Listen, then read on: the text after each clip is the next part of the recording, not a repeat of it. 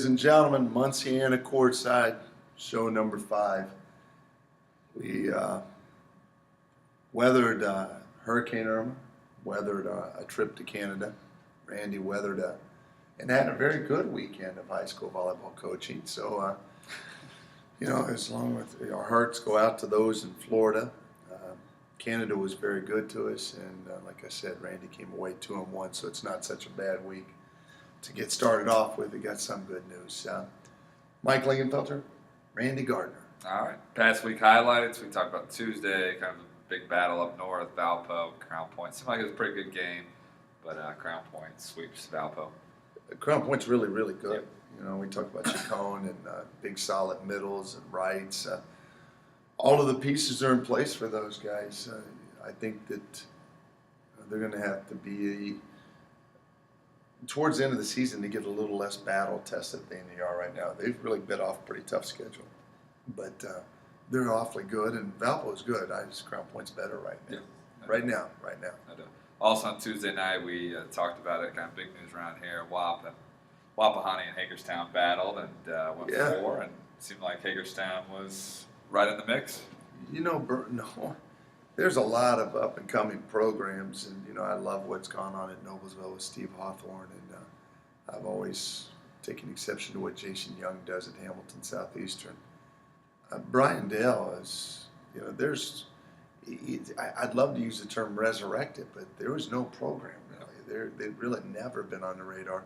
He has absolutely built Hagerstown from ground zero, and they're good. And that match was tight, all 2-point games, and Wapahani's a real deal. But Hagerstown is a team that we talked about having a shot in 2A.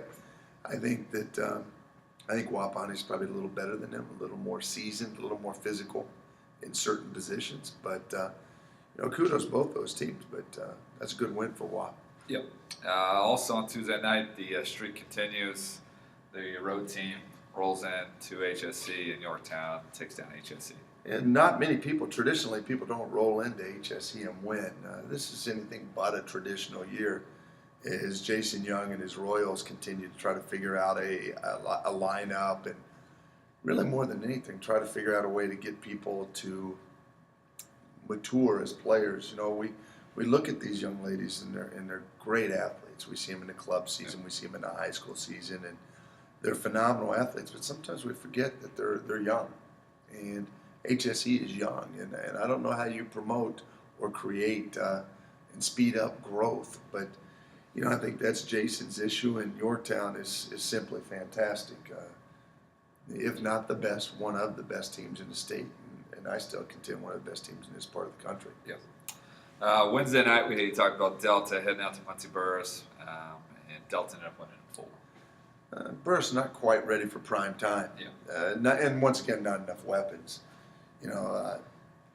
Michael Ivey is very, very gifted. Ball State signee. He's very, very gifted. But just a little bit more help on the Delta side. Molly Hunt is one of the best players in the state. But the difference maker there is probably the amount of role players and extras that Delta has. And I heard that Maisie Hinkle had 14 kills. So great secondary. Yeah, and those guys are a sectional matchup, which once again, them and Burris, Newcastle, Wapahani, that should be a whale of a sectional. I'm going to be talking about that in weeks to come. Yeah. Thursday night, we talked about Floyd Central, New Albany. Floyd Central is starting to get healthy, and they ended up sweeping New Albany. Yeah, two great coaches. We referenced Breeding moving on, and Bart Powell still chugging away. And Floyd Central is one of those teams. Every year they're a competitor. Every year they're in the hunt. Floyd Central's a team that, man, I wouldn't sleep on them, because if they get healthy, they can be dangerous. They're big, they're physical, and they play with great passion. They defend really well, too. Yep. Also on Thursday night, Wapahani went out to Muncie Burris and swept Burris. Yeah, a couple of years ago, if you would have referenced sweeping Burris or sweeping Cathedral, I think the sky would have fallen, But Wapahani is just better than Burris right now. Mike Dodrell's done an incredible job in trying to rebuild the dynasty that Shondell had built is tough, but that match in a couple of years may be interesting again, but not. I don't think right now. I don't think Burris has enough horses. No, I agree. And like we talked about, Muncie Burris middle school program took down the 8th grade championship, and they got a lot of people coming up. Well, pretty good coaching staff on the Muncie Burris middle school team. Don Shondell is the head coach, assisted by Steve Shondell. You got 2 Hall of Famers at the helm of a middle school match. Things are going in the right direction for your high school team. Yeah. Last game on Thursday night, Fishers, HSC. HSC jumped out to 2-0 lead. Fishers hung on for dear life. And Fishers beat them. Actually, HSC won the first 2 sets. Okay. Fishers won the next 3. Yeah, that's a big game. I don't think people really realize what a rivalry that's become. And with Fishers really kind of prospering recently and growing as a program in the last 3-4 years, that's become even more so, and it's going to continue to be a rivalry. Some really good coaching on both sides of the court. HSC, like I said, still trying to figure out their identity, and I think when they do, they're going to be dangerous. My favorite word in the English language is yet, and HSC they're not where they need to be yet. Fishers, a little more seasoned in a couple of spots, and Duffy and Hernandez are very good older leaders, and I give them the edge, and that makes sense. Yeah. All right, Raymond James, Player of the Week. I think you know her. Lindsay Ingenito, senior at Daleville. Daleville is one of those programs that's really grown. A couple of years ago in 1A, you saw them finally get a state championship in baseball. You're starting to see the same thing in volleyball. They may be the class of 1A in this part of the state. It's going to be very tough for them to win a state championship because there's some really good 1A competition. But Daleville will be in the hunt. Mark my word, they'll be in the hunt. And a lot of that reason is going to be Ingenito. Read off some of those numbers. Yeah, number 1 in the state with their hitting percentage. She's at .618, and she's 3rd in the country, which is phenomenal. And she takes a lot of swings. Oh, yeah. She's at about, I want to say, 360, 380 already on the year. No, she's a franchise. She's got 249 kills, only 20 attacking errors. Almost averaging 5 kills per set. So. Wow. That's really impressive. 20 errors is all that she's had all season long. And she's swinging. I'm telling you, she's taking a lot of swings. Yeah. And so that is really, really impressive. Congratulations, Lindsay. What a tremendous season she is going. All right, Lazy Boy Games of the Week. Tuesday night we got a couple good games. We got Crown Point 1 loss. 3 losses on the season total.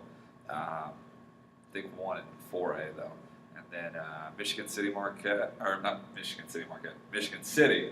which is now undefeated still. They're still rolling. So that's it should be a barn burner. It should be. Crown Point, we talk about what Crown Point's strengths are, and Michigan City's strengths are very similar.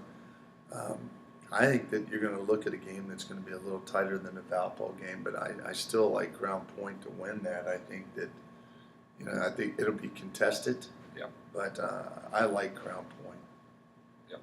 Also Tuesday night we got Fishers heading to Yorktown. That should be another great game too, with Fishers coming off their good last week, and then Fishers having a career year for those guys. I mean, these guys are having as good a year as they've ever had.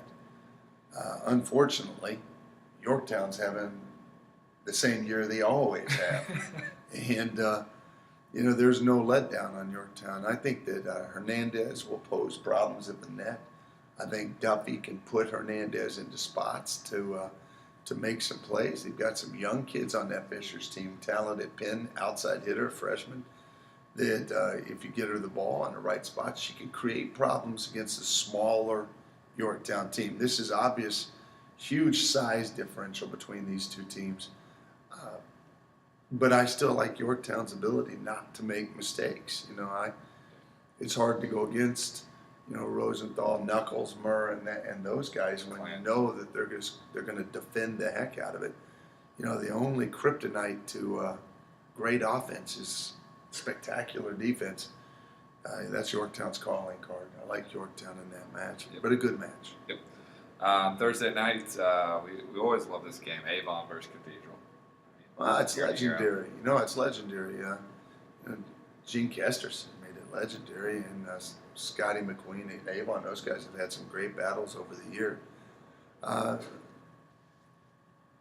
Cathedral rebuilding a bit, just a little bit down.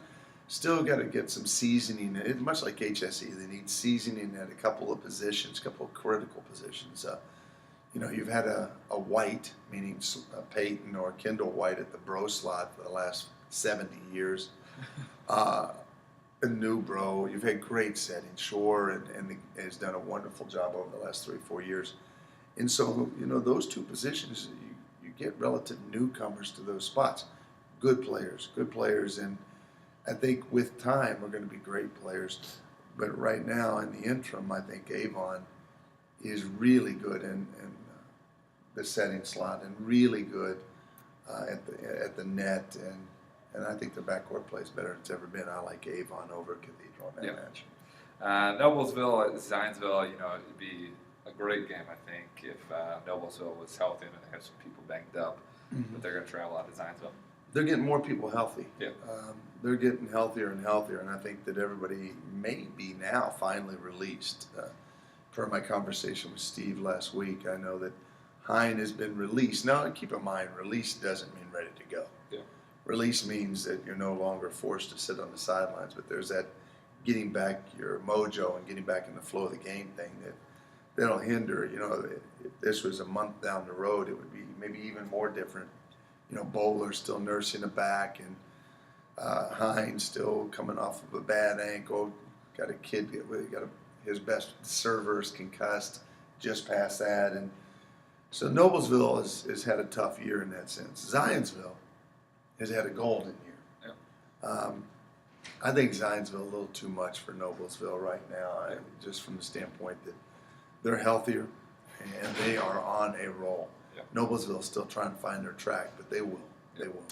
I think they also had on Max Preps I was looking at today, Zionsville is now 5th in the country based on that. So on their computer rankings and everything else. I saw the prep volley, the USA Today had them top 10 as well. So maybe gaudy, maybe a bit high, but they're having a heck of a year. Yep. Heck of a year. All right, next part, Ripley's Believe It or Not is going to be our sponsor. Fact or Fiction. I like the Ripley's, believe it or not. I'm not really sure why every little gimmick town, Gatlinburg, I think, created Ripley's, believe it or not. The wax museums are worth checking out, especially The building's upside down, right? That's the one in Orlando.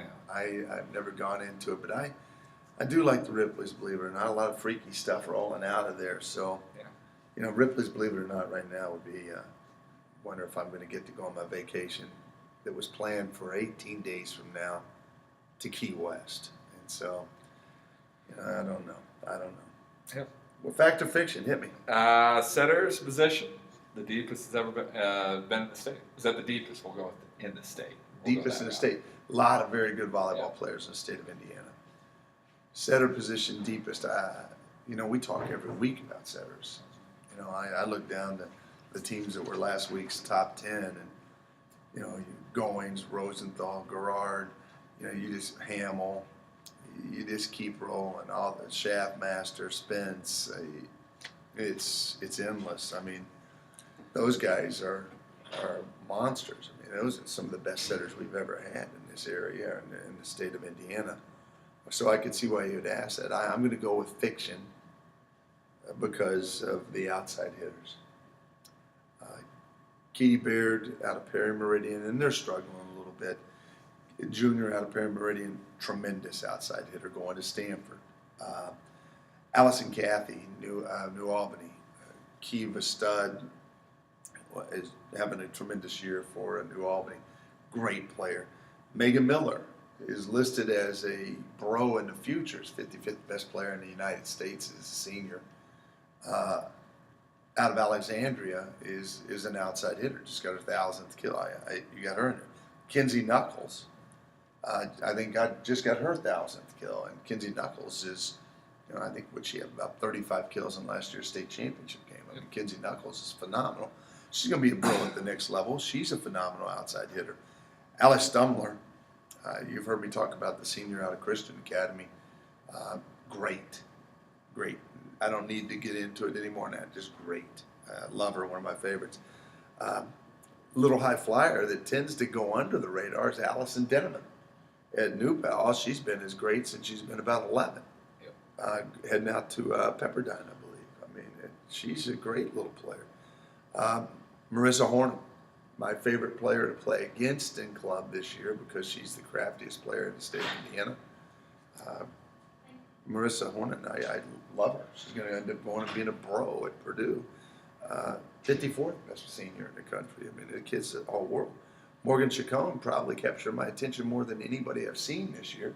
High flyer going to Florida State out of Crown Point. Then you close it out with Mallory Hernandez, Lexia Malvadar, Bonnie Bostic not playing right now, but Bonnie Bostic is a great outside hitter. I mean, there's 11, 12, and I've missed some. Molly Hunt is a great outside hitter. I mean, I could go on and on. So, yes, maybe as solid a year as there's ever been for setters, but outside hitters, my God, the state of Indiana is absolutely overrun with great outside pin guys.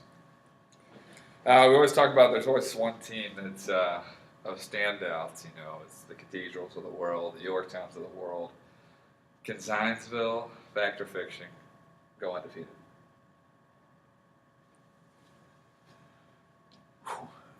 Well, we talk about this all the time with Jean Kesterson and the great cathedral teams that she's had, especially. I mean, she had about 500 of them, but over the last 5 years.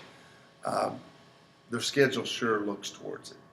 I've really got a late showdown with Avon. Looks to be the only blip in the regular season radar. Yeah. I got a little test coming up with Noblesville, but I think Avon is the biggest threat in the regular season to them going undefeated. Now they got to roll through some people to get through to the state tournament as well. But I'm going to go fiction, and I'm not saying that doesn't mean they're not going to win the state championship. Yeah. So, I don't need the people coming after me at the garage going, "Me dad or Rich Coleman firebombing my house." No, I'm not saying you can't win a state championship. I'm just saying I'm not so sure it's really that important. I said that with Gene. You just want to win your last game. That's it. Yeah. That's it. You can win no games in the regular season, and as long as you win your last game, it's been a successful year. And so, I'm going to go with fiction. I don't think they will go undefeated. It's quite a task. It's an awful lot of pressure. You may be better off not going undefeated. Yep. But I'm going to say no, but that doesn't mean they can't win the title, and I'm not even going to go there yet. Yeah, and another thing about that, Zionsville, if you're looking for a game to go watch in the regional championship, that's going to be a great regional based on Zionsville sectional, the Yorktown, Muncie Central sectional, HSC lands. That sectional has Westfield, Carmel, and them all in it. They all will be at Muncie Central for the regional championship there. So, and I'm sure you'll be a big host there. Oh, always. I know, hostess with the mostest. All right. And the last one, fact or fiction, most balanced season ever. I've gone fiction for the first two answers. I'm going to go fact on this. I love this year. I don't know if I'm just getting old. I don't know what it is. I don't know if there's some new players in the game, new teams starting to bubble up. You're seeing some good young coaches evolve.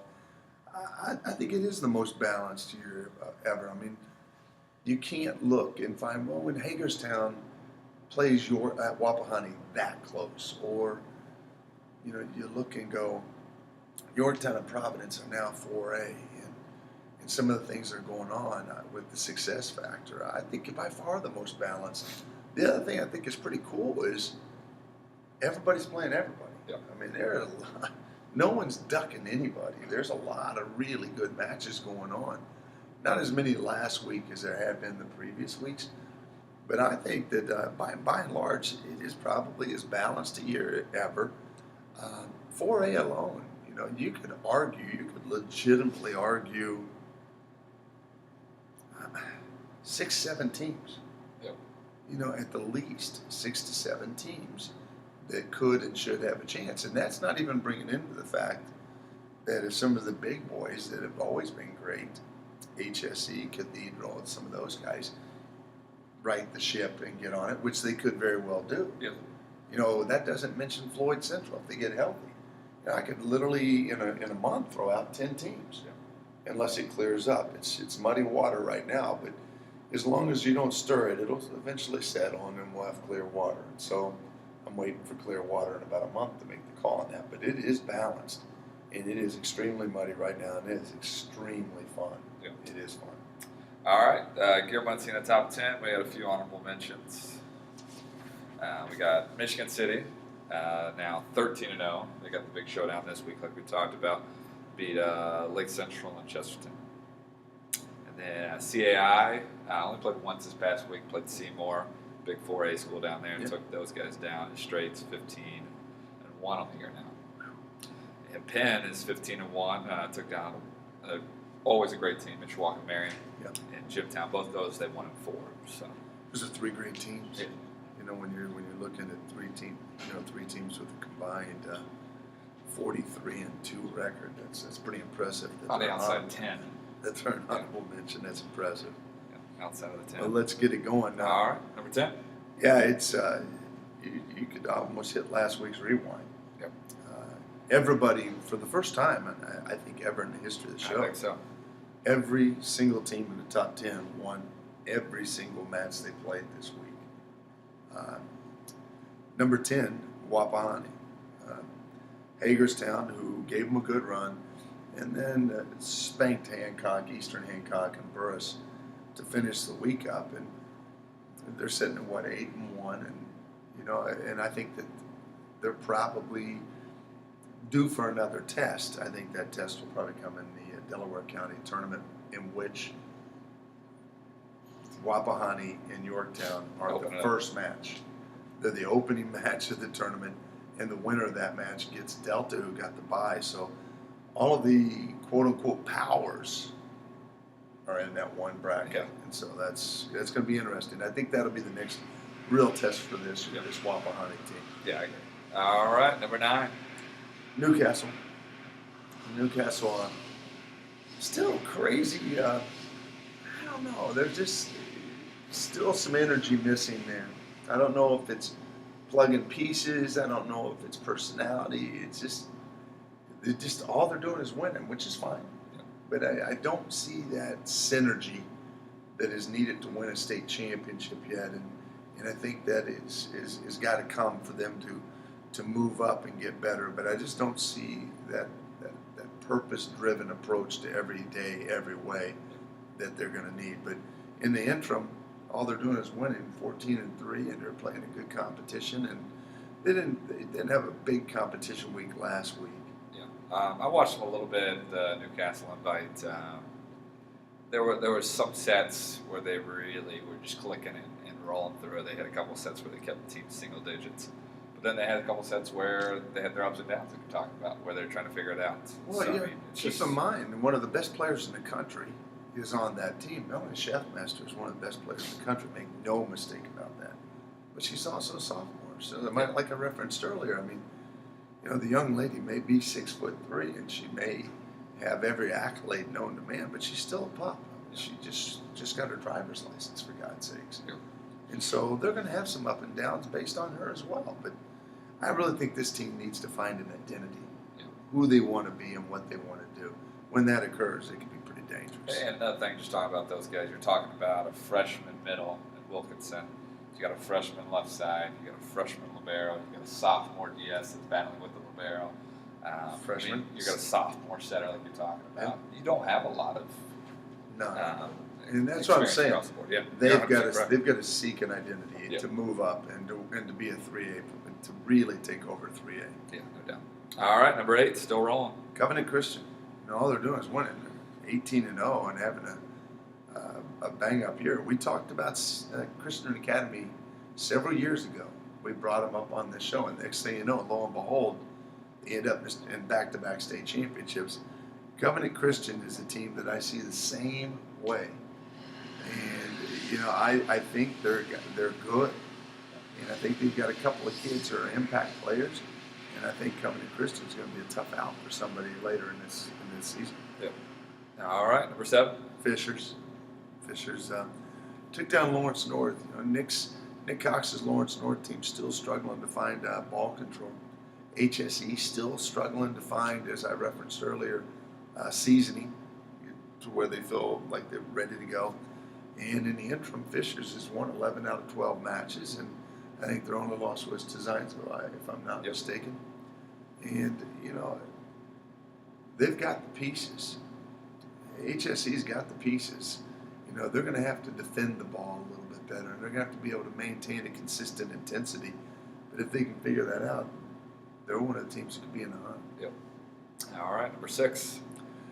The Flying Chacones, Crown Point, 13-3, took down a very good Valpo team. They take on a very good Michigan City team this week, and they also took down Portage last week. They're getting into that stretch this season where they're going to be playing a lot of northern schools, and so I think you're going to be hard-pressed to see them lose many more matches. Yep, I agree. And I think the neat thing about that group, after watching them in state championships last year, and I loved them, was once they get a little bit of swagger and a little bit of confidence behind all of those players, they could be dangerous. They could be really, really dangerous. And they're just so athletic. And so you let athletes get confident, and Katie Barter, they're all going to be good. All right, number 5. Center Grove, a big North Central, Perry Meridian, Westdale, Terre Haute North, Noblesville, all comers. Big match with Noblesville, went 5. Got stretched a little bit. Center Grove's had that happen a couple of times this year where they went 5 with guys they really weren't expected to go 5 with. That's, once again, just a matter of developing who the heck are we? Yeah. And the difference is, they've got some young guys out there, and the people and some of these teams that are trying to develop identities have to understand you don't practice things or don't play to the point where you finally get it right. You practice things and play to the point where you can't get it wrong. And so some of these guys are a little up and down right now because they just haven't done enough yet.